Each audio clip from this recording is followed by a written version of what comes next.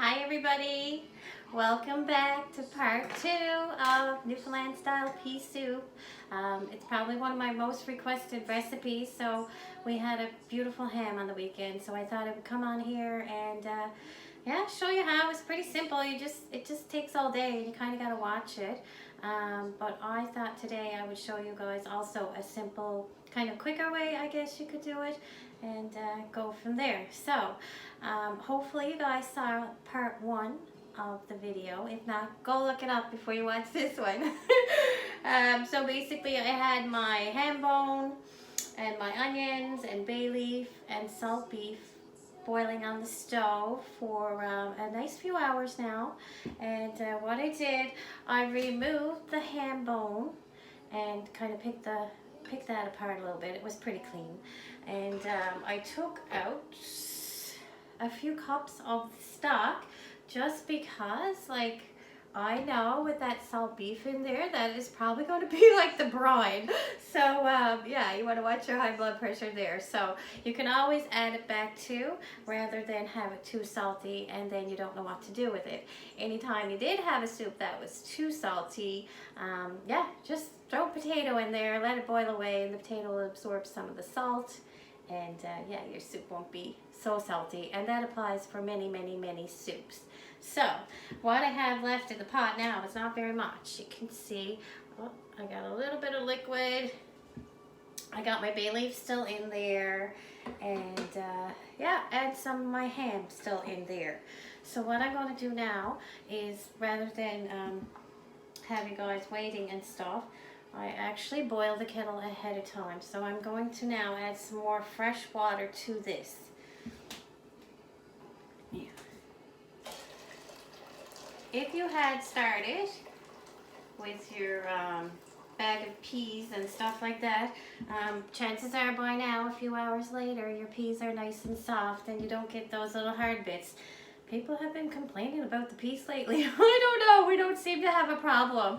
But yeah, so if you didn't see part 1, the peas are yellow split peas like this.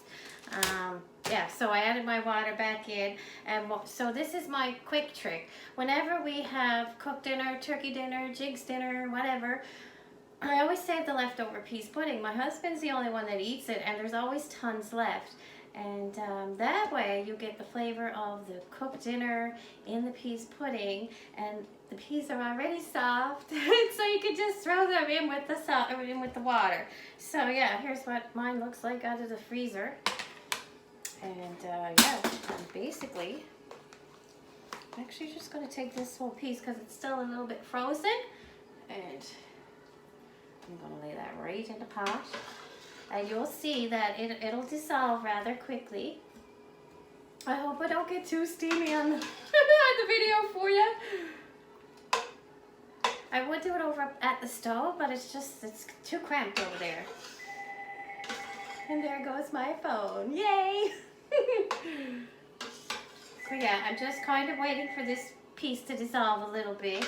I, again, don't want my soup too thick, but I want it thick enough. It's about halfway done.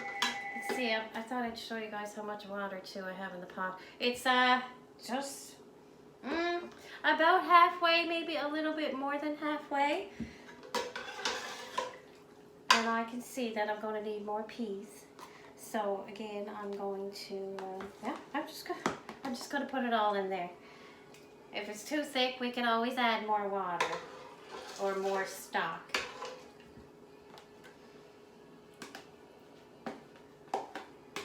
I actually don't eat a whole lot of pea soup. My husband loves it, my family loves it. Everybody that I know pretty much loves it. Even one of my sisters that's a pretty picky eater, she loves it too. I think it's a texture thing for me more than anything. I'm kind of the same way with beans, as you know. Texture girl all the way. I got this turned up on high now, and you can see it's starting to kind of, I guess, melt in together and getting a gorgeous color there. So I'm just going to let that soften out. And while that's softening down now, I'm going to take This is a little bit of leftover ham and ham that I had actually taken off the bone. So I'm actually going to put that right in the pot. Some people don't put ham in there, and that's fine if you don't like ham in your soup. But you're going to probably have to add some salt, celery salt, something for flavor for sure. This is my salt beef. It rendered down quite a bit, not as much as I thought it was going to, but it's the perfect saltiness. I did taste that.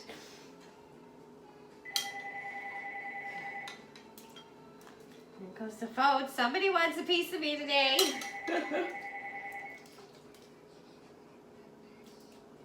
Ooh, I think I'm even breaking out a sweat here over the pot.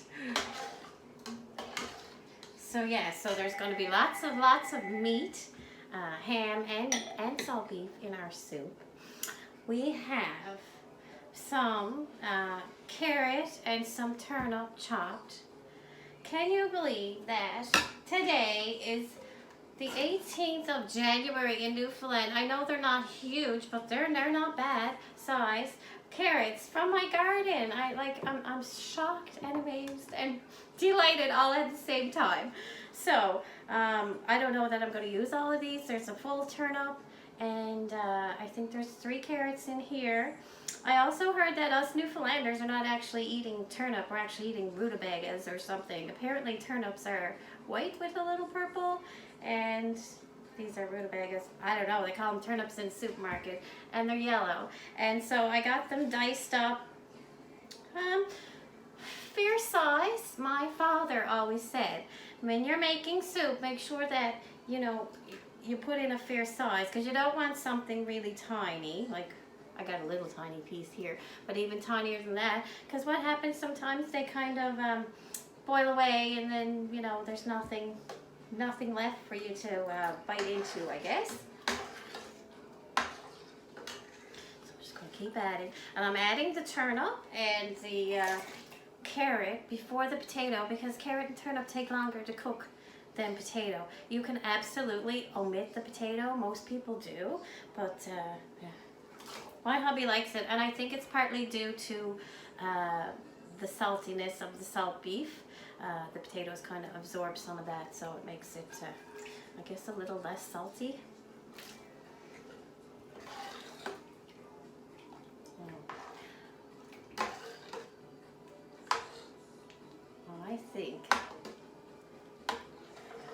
I think that's enough turnip and stuff. I can hear my mother now. Don't go dropping the pot. So yeah, I'm going to let that go for a little bit before I add my potatoes. Some people add dumplings. If you're adding dumplings, my best advice to you is to have your pot up and boiling rather high before you add your dumplings, or they're not going to you know, puff up properly for you. But when you do, be careful that your soup doesn't burn onto the bottom. We're not having dumplings today. My hubby doesn't do well with baking powder. If you want, I can include a recipe for you guys. So basically, this is pea soup. It's super simple. It just takes a long time. I'm going to let that go now. I still have a little tiny chunk of my peas pudding in there, I guess.